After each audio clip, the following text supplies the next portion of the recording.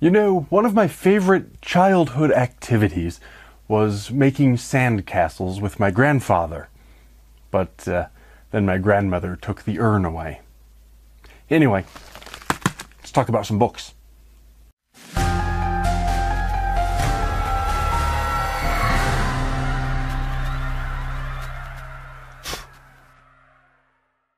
Somehow, it's already May of 2024. I'm not sure when that happened. Apparently I was napping through the first several months of the year.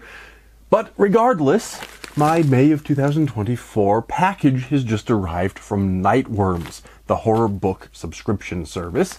And as is our way here on this channel, Dr. McCoy and I are going to open this wonderful little package up, and I will discover at the same time as y'all do what books they've sent this month. As a reminder, in case you're not subscribed to Nightworms for yourself, but if you're interested in any of the books that come out of this package, there will be purchase links down in the What's It so you can find the books. That's also a way that you can help support my work here on this channel. While you're at it, be sure to like, share, subscribe, ring the notification bell, leave me a comment, tell me about the books that you've been reading of late, and so forth. All of those things will help me to grow my audience, which makes it so much easier for me to keep doing this sort of nonsense for y'all. But the package is now open. I see that there are, in fact, books inside. So let's dig right in and see what the fine folks at the Nightworms Company have sent this May of 2024. I can see that there's a hardcover and a paperback. I'm going to begin with the hardcover, mostly because that's the easiest one to reach. And that is a book called Indian Burial Ground by Nick Medina. I have heard of this author, I believe, but I've never read any of his work. I have a feeling, given the title, that we probably have some idea of what we're in for. In fact, I've written about Indian burial grounds myself. There's actually a local park that was once a cemetery, a local city cemetery, and before that was Indian burial ground. It's a place called Cheeseman Park in the Denver area. And I even have some casket hardware from when some of the graves were unearthed during renovations. That's a whole other story. And I've written the entire history of the park and the bodies that are in fact still buried there, and all of the ghost stories and all of that sort of stuff in my own book, Case Files of the Rocky Mountain Paranormal Research Society, Volume 1, which you can also find linked down in the What's It.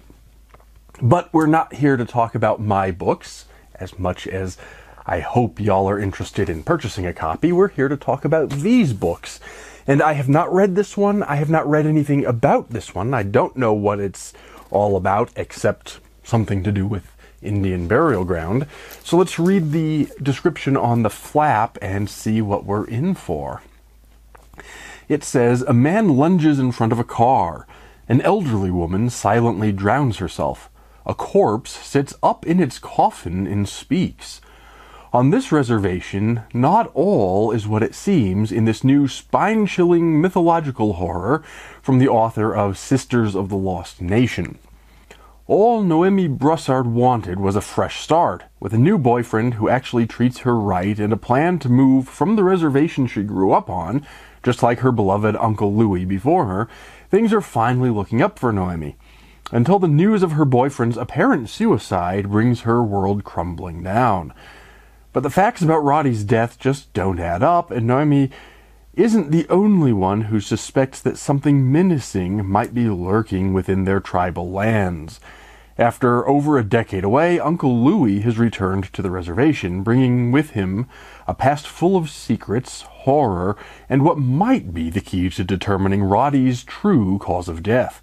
Together, Noemi and Louis set out to find answers, but as they get closer to the truth, she begins to wonder whether it might be best for some secrets to remain buried.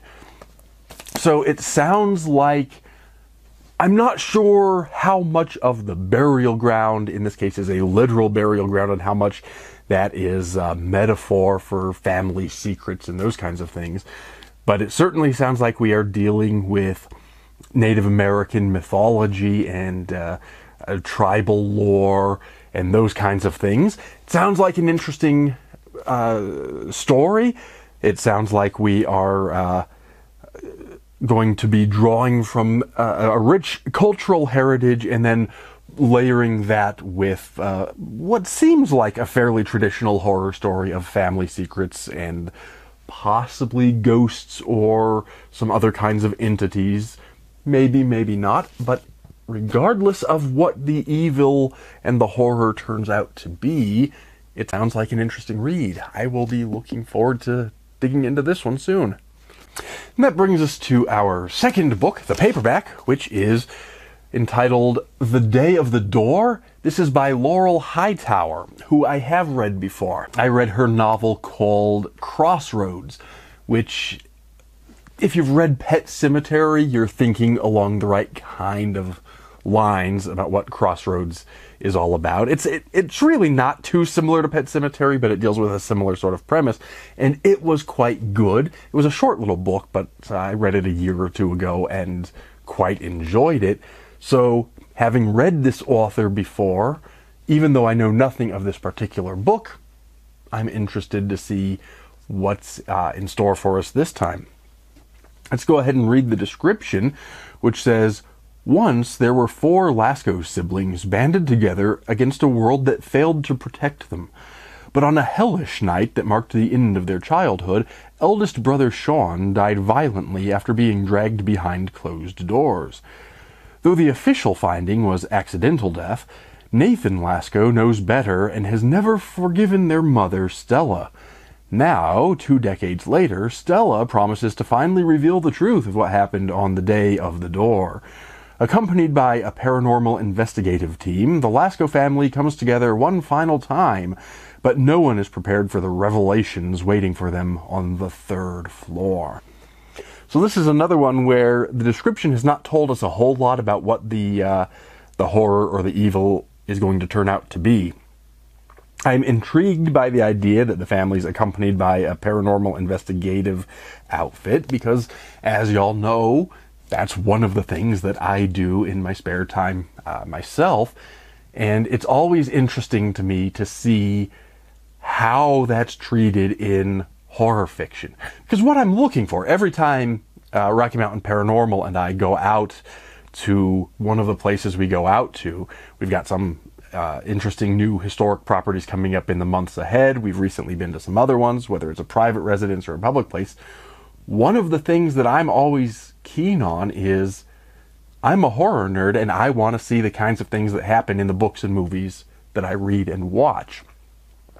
If it ever happens to that degree, I might shit myself and run away, but I'm kind of hoping to see something unusual. But when that tends not to happen, we tend to find either minor little things that could or could not be paranormal, but are intriguing and sort of keep us going, or we find things that we are able to explain. We don't tend to see the ghost or the demon or whatever walk up and introduce himself.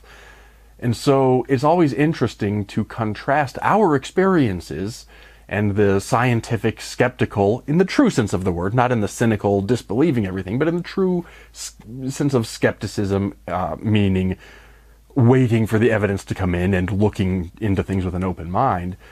So we do this skeptical scientific approach, and it's interesting to contrast that with presentations in media in which teams that are either very credulous and just believe everything, or maybe they do try to take our same scientific approach, but then they encounter the actual ghost or demon or monster or whatever the case may be. And it's always interesting to see how that plays out in various novels and in fact movies. There have been some novels and films along those lines. So anyway, that is something that interests me about this particular description. I also am quite intrigued by these siblings banded together against sort of this group of siblings against the world, and the mother is somewhat estranged, it sounds like, from the siblings because of this violent incident, this day of the door. I don't know exactly what that is. but I, for one, am keen to find out, so I will be looking forward to this one as well. I have to say, I'm very pleased with these Nightworms selections. There have been several packages over the last few months that did not sound like the kinds of things that I would ordinarily pick up. And that's not a bad thing, because sometimes those turn out to be great anyway, even though it might not have been something that would have caught my eye if they hadn't been delivered to me as the Nightworms package. But in this case, even though I had not picked up either of these books, and I didn't actually know anything about these particular books, although I've read this author before, these are ones that, if I saw in the bookstore, might very well have caught my eye. These are the kinds of things that I might have purchased for myself, so I'm pleased to have received both of those and looking forward to reading both of those. But as you know, if you've been around for a while, either receiving the Nightworms packages or, more importantly, watching my shenanigans here on this channel, we're not quite finished yet. There is this little pouch, this little goodie bag that contains some other stuff. There's usually some sort of a coffee or tea or beverage, frequently signed book plates or bookmarks or stickers. Interesting stuff to accompany these books, and that's what we're going to dig into very briefly as we come to the end of this video. The first item is, in fact, the bookmark. The theme for this month is listed on the bookmark. It says, "Bury Your Secrets," and that sounds like on point for what both of these books are sort of like. It sounds like they both deal with buried secrets. So that's our theme for the month, and there's our monthly bookmark. The next item is the little pamphlet that tells us everything that's in the package, followed by a signed book plate, and I believe this is the logo from Ghoulish Books, who is the publisher of this Day of the Door, and that looks like a signature belonging to Laurel Hightower. So I believe that turns this paperback into an autographed copy. I'll put that in there. I always like getting these signed book plates. And I'll be damned if there isn't a second one. That's not always the case, but every once in a while they're good to us. This one's autographed by Nick Medina, so both of these have suddenly become autographed copies, which is wonderful for those of us who collect autographed books, or books in general for that matter. I collect all kinds of books, but I do like the autographed ones. The next item is a sticker. We've got a little ghost underground below a headstone, says says "Read in peace." The little ghost is reading a book, and he's got a stack of books. This video is not the place to dive into my own thoughts or philosophy on the afterlife, but if there is one, that seems like a good way to spend it. Anyway, that'll go in with my little book where I've started putting all of these stickers. The next item is a fridge magnet. We have a little skull character on the fridge magnet. That'll go on the side of my filing cabinet. And finally, yes, finally, we have our beverage. This one is called The Undying Thirst of the Vampire. It says it's vanilla cream and blood orange. This is from Riddle's Tea Shop and Curiosities. So this is not a coffee, but a tea. There are some ingredients and tasting notes on the back, which I won't bother with for now. I think it suffices to say it's a tea based on vanilla cream and blood orange flavors. So that actually sounds pretty good. I'm usually more of a coffee guy than a tea guy, but that one actually sounds pretty good. So perhaps for a chilly sort of evening when I read a ghost story, I'll brew myself a cup of tea and enjoy this as well. But that brings us to the end of this May of 2024 Nightworms package, and hence to the end of this video. We got two books that both sound quite good and intriguing. They're both accompanied by autographed book plates, which is wonderful. We've got a beverage, some stickers and magnets, and a bookmark, that sort of thing. I am quite pleased with this month's offerings. So, the Nightworms folks, done good. But that does, in fact, bring us to the end of this video, so all that remains is for me to remind you once again to do all those YouTube-y things, like, share, comment, subscribe, etc., etc., etc. Check down in the What's It for links to these books if you're interested in reading them. And from the descriptions, it sounds like you ought to be, although of course my formal review will be coming later, which is another reason to subscribe to this channel so you don't miss out on that. But I've prattled on quite long enough, so I will just bring this to a close by saying, as I tend always to do, take care and stay scared.